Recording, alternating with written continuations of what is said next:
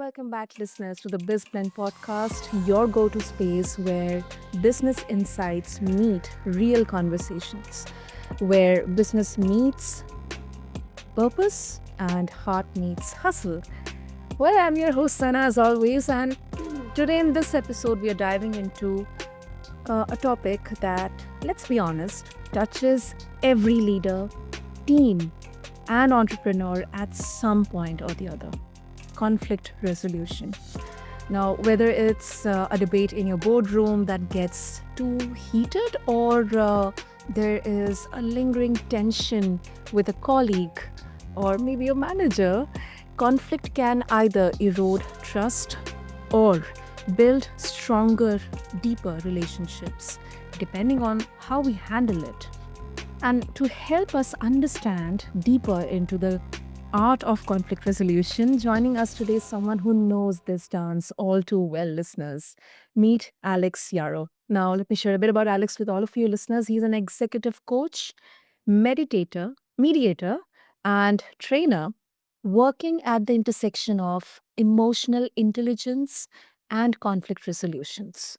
Now, from financial services to nonprofits, Alex has empowered leaders across industries to navigate through tough conversations with empathy and clarity.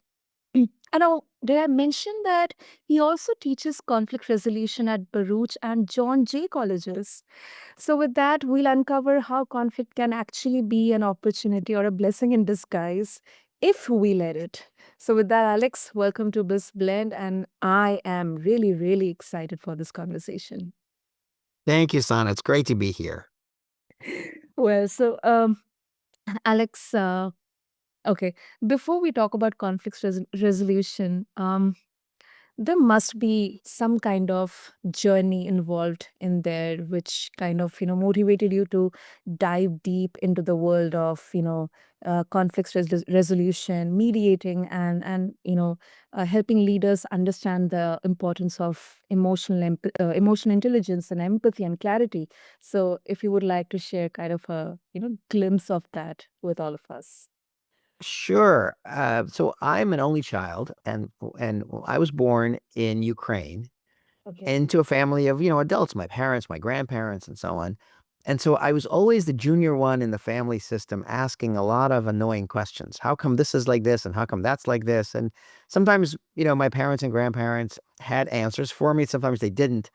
But Mhm. I found myself bumping up against uh, their sort of willingness to entertain, me as a child. And Yeah. and I always, whenever I felt that little, the boundary and the bounds of that, I didn't quite understand why. Like, I thought it was perfectly natural for me to ask these questions, and why were they getting mad at me and swatting me away, etc.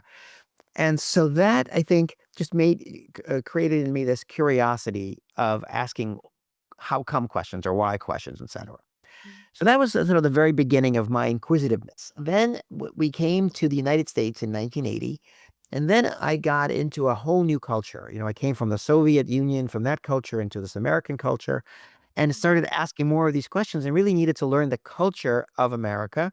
And I kept bumping into other people with other cultural experiences and got into some scrapes in middle school and so on. And it really, what I was able to do was use my language and my curiosity to defer some fights, to get more engaged with the kids, around the block. And that led me to an interest in negotiation, first of all. I didn't even know about conflict resolution as a Mhm. subject. I was just interested in getting along. Then later, I took that interest and I studied negotiation. I then became a mediator in graduate school, and then eventually, when I was working with parties in the court context, et cetera, to help them mediate, a friend said, you should really look at coaching, because what you're doing is coaching people toward a settlement. And I thought, oh, that's interesting.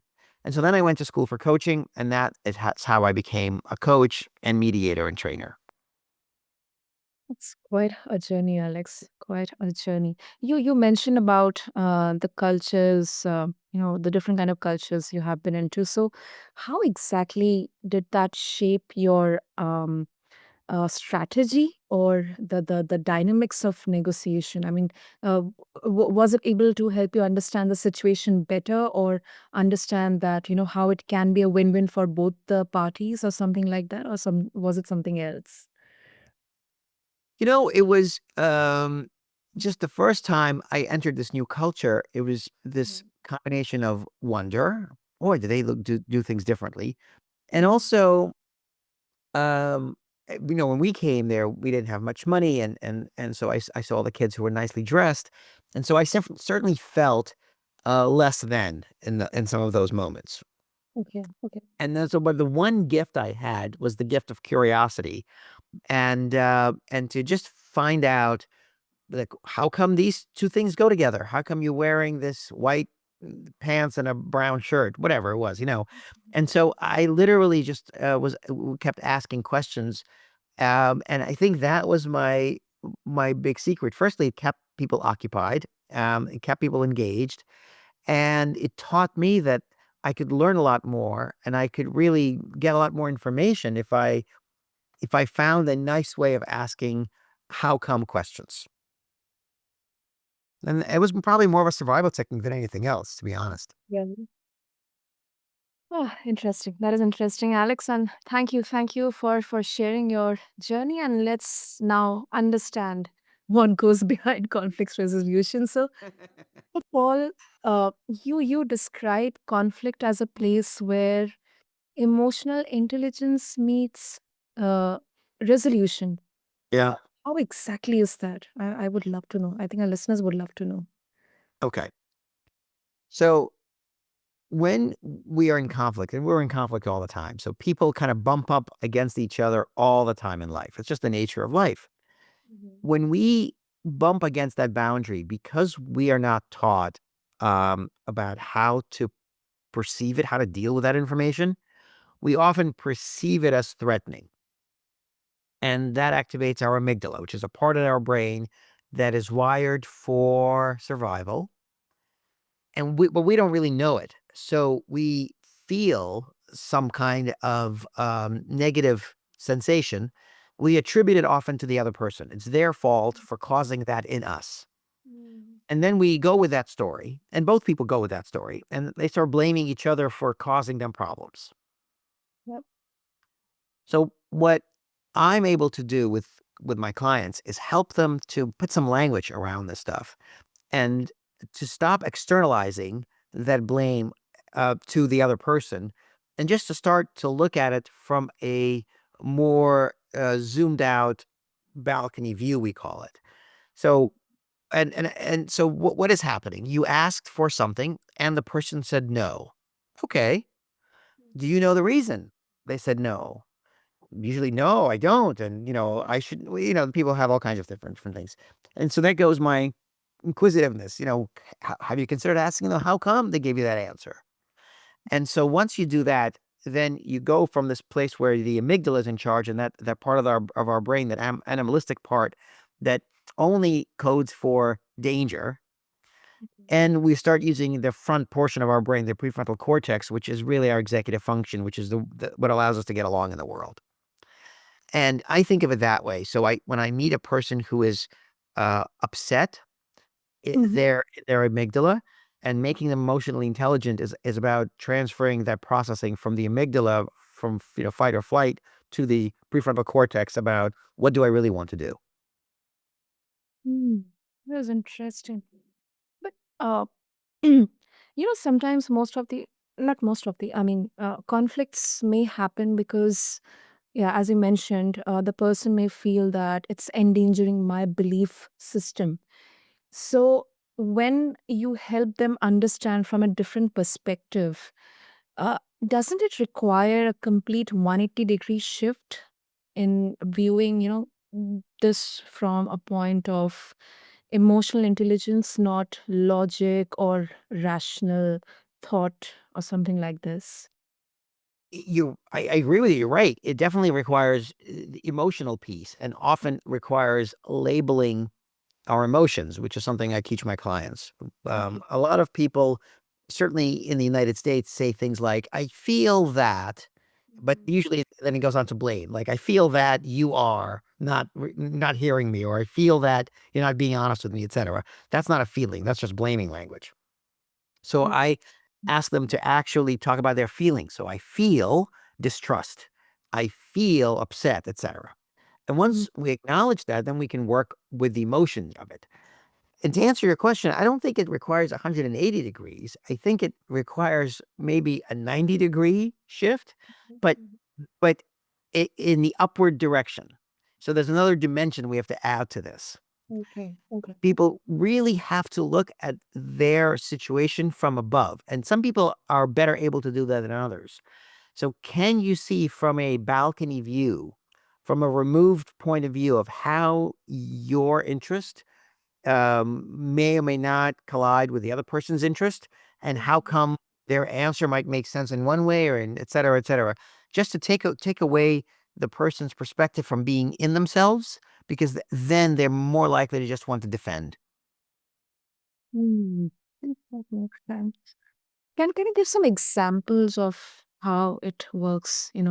Let's say, I have personally dealt with conflicts in with my colleagues or with my manager in helping them understand something which I feel can work in a better way, can yield a better output. So, if you can throw some examples in there. Yeah. So let's say you have a situation where a friend of yours is moving away, Okay. and um, your intention might be to not upset them. And so Mhm. what you do is you wish them well. You say, "Good luck. I hope that everything is okay."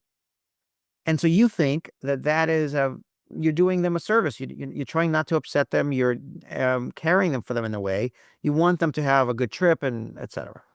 Mhm. Well, your friend may have a very different perspective of this. Your friend may actually then say, "Oh, it sounds like you don't really value our friendship." You might say, "What do you mean?" Well, you didn't say you're going to miss me. Mm. Just as an example. Now, you couldn't have possibly known that that's what your friend wanted you to say. Mhm. So the balcony view is when you go up and then ask the question, what was your intention in saying what you said? And the intention you might say is, my intention was just for them to, one, not be upset because for whatever reason you may believe that upset is something that's negative and you don't want to cause that to your friend. That may be true, maybe not true, but that's your intention. And then the second thing is you want them to have a good trip. Okay. There's nothing wrong with that. That's not bad. Yeah. But your friend is leaving and they have different emotions. They may feel anxious about going. They may feel like they're losing you, leaving you behind. Whatever it is. Mhm. And so what they want to hear from you is, I will miss you. Mm. But they don't say it. Yeah. They're just waiting for you to somehow telepathically understand it. And that often happens. So then that's how people get into a conflict. And next thing you know, I hear a situation where, oh, my friend doesn't care about me. And now I understand their true self. Well, of course, that's not true. But that's the feeling the amygdala suggests. Mm. Yeah, that makes sense. That makes sense, Alex. Okay, now let's analyze the current scenarios in there. So you work with leaders across diverse sectors. I mean, there's finance, there's sports, then media. So are there any common mistakes you see when people attempt to resolve conflict? Uh, Many. Okay. Number one, they fail to consider the other person's point of view. They only see their own. They Mm. convince themselves that they are right and their way is the only right way. And if you're doing something other than that, then you're the problem. So that's the number one fallacy that I find. And then they also then go into an echo chamber where they tell their friends about it, and their friends say, "Oh yeah, of course you're right." And so it becomes a self-reinforcing question on both sides of it. And what they don't do is they don't get curious. They don't say, "Hey, what's happening on your side of it?" That's one piece. The second piece is people often don't have good vocabulary for their emotions, and they don't use their brain to be clear about what they're feeling. Mm. So what they're telling themselves is a clear story of how they're right and the other person is wrong. because that makes them feel better. Yeah, yeah. But it's not accurate. It's certainly not helpful for resolving conflict.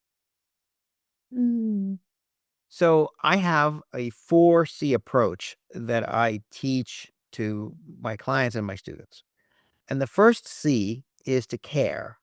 So in the moment of upset, it's very important for the person who's upset to have a piece of their brain and dedicate that to caring for the other person. Meaning you have to think maybe they probably aren't as evil as I imagine them to be.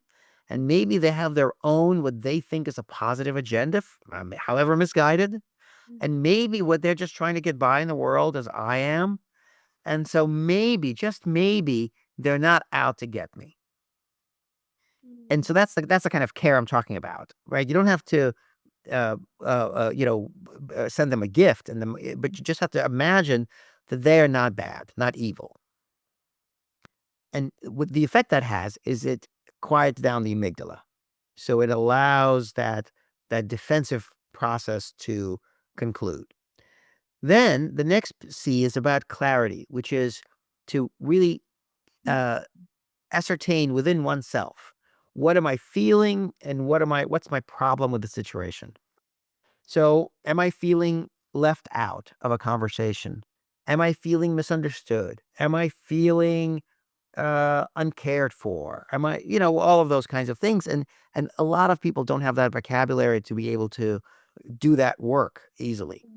So that's the clarity. But once you know that, then you know what you're solving for. And then when in my work with people, when they have that aha moment, they say, aha, now I understand that needed them to say, like, I'll miss you. Just going back to that example, and they never said that. Ah, okay. So then you get to curiosity, which is the third C, which is, hey, so I felt like this. How did you feel? And then the two people can have a conversation. I just wanted you to not get upset. Well, I don't really care about that. I wanted to be missed. I'd rather be upset and have a tear. At least it would show me that you care. Oh, I didn't know that. So the intentions were positive, but then the impact was negative. And that is uh, where curiosity is really helpful. And then the fourth C is about giving the other person choice, which is rather than say, if you want to be friends with me, here's what you have to do. Call me every Thursday and tell me that you like me. That no one likes that. But if you say, here's where I want our relationship to be. I want to feel like I can talk to you, and I want to feel that I can depend on you, or I want to feel that, we see each other once a month, or whatever you want. And you tell me, and this is the important part, this is the choice part. You tell me, how would that look like for you? And also, what do you want? So that the other person has some say in the situation, so they don't feel cornered. And then they're able to say, well, maybe once a month for me is too soon, but maybe once every 2 months, I could make the trip. Again, I'm making this up. And so that would be the understanding of the relationship. So that's how I approach it, and that's how I help my clients resolve their conflicts. Wow, that is interesting. That is interesting. So, uh, um, how exactly it works, Alex? I mean, do you first analyze the situation, and then you kind of dive deep into the parties who, or the people who are in the conflict, and then you kind of create um, a customized approach with the four C's as the foundation of that approach. So first, what I do is I empathize with whoever person calls me. So I work in two ways. Sometimes one person calls me and says, I need your help because I don't know how to deal with the other person whom I never meet. Okay. And then sometimes people call me saying, listen, and it's usually their boss who says, I've got two people whom I value. They're not getting along. I'd like you to meet with each of them and help them figure it out. Mm-hmm. So if I just work with one person, then I meet them where they are. I empathize with their situation because the reason they reached out to me is because they're upset, clearly. And if they could do it themselves, they would. So they're feeling kind of lost, kind of frustrated. And so my job is to understand what's happening from their perspective and make them feel understood. And that's very important because until a person feels understood by another, like a coach Mm-hmm. or a friend, they really aren't able to shift. Their brain usually is locked in self defense. Mm-hmm. And so first I have to be able to understand. So here's what's happening for you. You did this, and then this is what happened. This is what you thought should happen. This is what actually happened. And so you felt surprised and you didn't like it. And then now you think this, or some version of it. And usually people say yes, or they say almost, there's one more piece, and that's this piece. Like this is what I really didn't like. So that comes out. So once we have that, I say, okay, great. What would you like to see happen best case?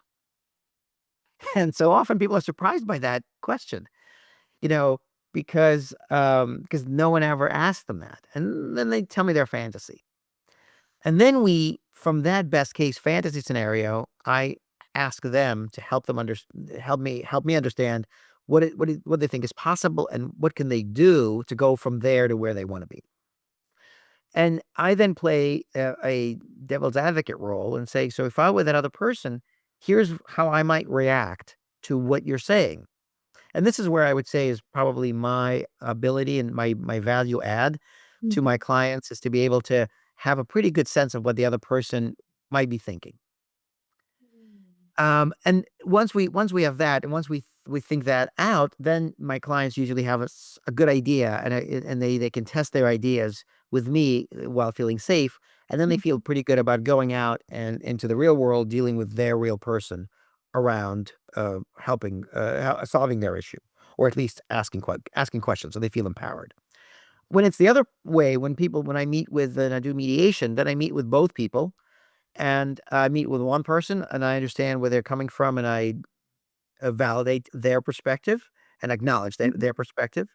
And when I say validate, I mean like it's valid from their perspective. I don't say I think you're right. I just say I understand where you're coming from. And then I do the same thing with the other person. And then I go back again. And then as I learn more about each person's situation, and I ask, of course, for their permission to be able to speak with the other person about it, what comes out for me is a sense of what's going on, and usually there are facts that are so obvious to one person that the other person just has no idea about. That is often the case. And then we have a joint conversation where I tell them that I'm going to ask you to talk about this, and I'll ask you to talk about that. And once we have that conversation, then usually those people get on track and they discover things about the other, and then they become relieved that they're able to then move forward with their relationship. Hmm. And how does this translate in the online or the remote settings, Alex? Because in today's hybrid work environment, I mean, yeah, we are moving to office settings, but yet in the hybrid settings, how does this shift when digital communication is basically the battleground, kind of? It's actually easier because I do my work on Zoom. So it's much easier for me to be able to get both people together in different breakout rooms in Zoom than actually going to some physical location and Mhm. finding out where the conference rooms are. Mm. Great, But great. Yeah, yeah. Go ahead, Alex. oh, I was just gonna say, just to your point, where the problems often appear are around email, Slack, and other text-based platforms that don't actually carry an emotional signal, but people certainly read into what they are seeing, the text, and they feel an emotion from it, and then they attribute that emotion to the sender, which is often incorrect. Yeah, that is quite possible. That is quite possible. Great. Yeah. So before we wrap up, so for leaders or entrepreneurs who are tuning in, who might be facing a simmering conflict, which might, maybe with a co-founder or a partner or a team member or even a client, what's the first step you advise they can take today to start addressing it? Other than calling me? Of course. That is Um, one, then yeah. Go ahead. right. That's the second step. The first step is really to pause and stop doing harm. Stop digging. Whatever hole you're digging, stop. Put down the shovel. Say nothing. Don't send any more emails, any more texts. Pause. Breathe. And process your emotions first and do nothing until you're able to do that first C, the first C of care, of saying, okay, I dealt with this person before. I'm not feeling warmly toward them at the moment. But if I remember, there was a time an hour ago when we were friendly. So maybe they're not all that bad. And that is the language of calming down your amygdala. So that would be the first step. Brilliant, brilliant. And then second step, of course, Alex. The second step then would be to to be clear about what's the problem, what triggered me, what made me upset, and it's not enough to say they did; it's their fault. But specifically, what's the stimuli? So, is it that they didn't include you on something, or they said something wrong? Did you feel offended? So there's a lot of processing around that that may or may not be actually caused by them. Hmm. And yeah, if they would like to call you, what's the best way to do that? So the best way is go to my website, conflictyes.com, and get in touch with me through there. There's a contact form, and people can also find me on LinkedIn. So it's easy to find me if they wish. Okay, great. I'll make sure to have the links mentioned in the show notes. And Alex, thank you. Thank you so much for giving us this refreshing perspective because, conflict doesn't have to be like the elephant in the room. It can actually, could be the key to unlocking, foster stronger relationships, and of course, better outcomes. So thank you so much. Absolutely. Absolutely. Thank you, Sana. Thank you for having me. And to all of my listeners, what one takeaway which I am taking today from this is, yeah, although conflict is inevitable, but combat is optional. It is a choice there. So with the right tools and mindset, you can turn tension into transformation. And thank you to all of you for tuning into this episode of BizBlend. And until then, I would love to hear how you are applying these insights in your world. And don't forget to connect with Alex. I'll have all the links in the show notes. Until next time, keep blending business with heart. Thank you.